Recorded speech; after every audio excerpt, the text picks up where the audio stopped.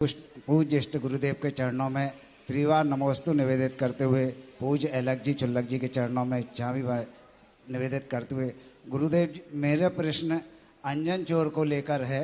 अंजन चोर के बारे में जो कथानक और प्रवचन में आता है कि वो रस्सी काटते हुए जब उसने सेठ जी के द्वारा जो मंत्र पढ़ा वो सिद्ध हो गया, तो क्या गुरुदेव सिद्ध होने के बाद उसको मोक्ष बंद हुआ या मोक्ष सीधा हो गया?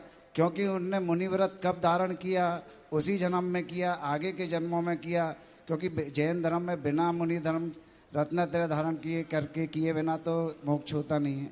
नमोस्तु गुरुदेव, नमोस्तु गुरुदेव। जब अंजन चोर ने सेठ के कहने पर नमोकार मंत्र के द्वारा रस्सी काटी है, उस समय उसको मोक्ष नहीं हुआ, उसको आकाशगामिनी विद्या सिद्ध हुई। और आकाशगामिनी विद्या सिद्ध होते ही सेठ जी से जो उसने जाना था कि ये मंत्र आपको किसने दिया, तो सेठ जी ने कहा कि कैलाश पर्वत के ऊपर या जहाँ भी पहाड़ के ऊपर दिगंबर मुनिराज हमारे गुरु हैं, उन गुरु ने ये मंत्र दिया था।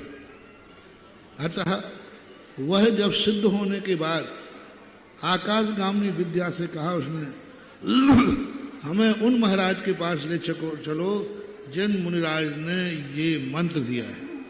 तो आकाशगामिनी विद्या के माध्यम से मुनिराज के पास पहुंचा और मुनिराज से सारी कहानी सुनाई और कहा, भगवान मैंने आज तक बहुत पाप किए हैं, मैं चोर हूँ, सब सुना करके क्या मेरा भी कल्याण हो सकता है? क्या मैं भी आप जैसी मुद्रा धारण कर सकते हैं? मुनिराज ने उसकी होनहार भली देख करके मुनि दीक्षा दी और मुनि दीक्षा देकर केशवंश किए उसने। और मुनि दीक्षा के स्टेज पर ऐसा ध्यान में बैठा कि गुरु दीक्षा देते रहे। गुरु सोच रहे हैं कि अभी इसको मैं समझाऊंगा कि भाई तुम बहुत बड़ा चोर रहा है, कहीं आहार महार को जाएगा तो लोग तुझे चढ़ाएंगे, लोग तुझे चोर कहेंगे, तो तू गुस्सा मत होना। गुरु समझाने की मूड में बैठे रहे, वो तो दीक्षा लेते उसी क्षण ध्यान में बैठा और केवल ज्ञान प्राप्त करके मोक्ष चला गया। दीक्षा होते ही दो प्रसंग मिलते हैं कि दीक्षा लेते ही मोक्ष हो जाना।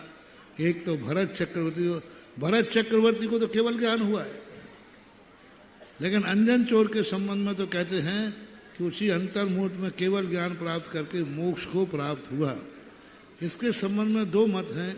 कैलाश पर्वत का भी उल्लेख मिलता है और एक अंजन चोर का नासिक महाराष्ट्र में भी कोई एक स्थान है, जो भी नाम है अंजन, वहाँ से उसके मोक्ष के संबंध में इतिहास मिलता है।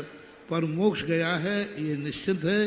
दीक्षा लेके गया, केशवंश किया, गुरु के पास दीक्षा ली, ये है। अगली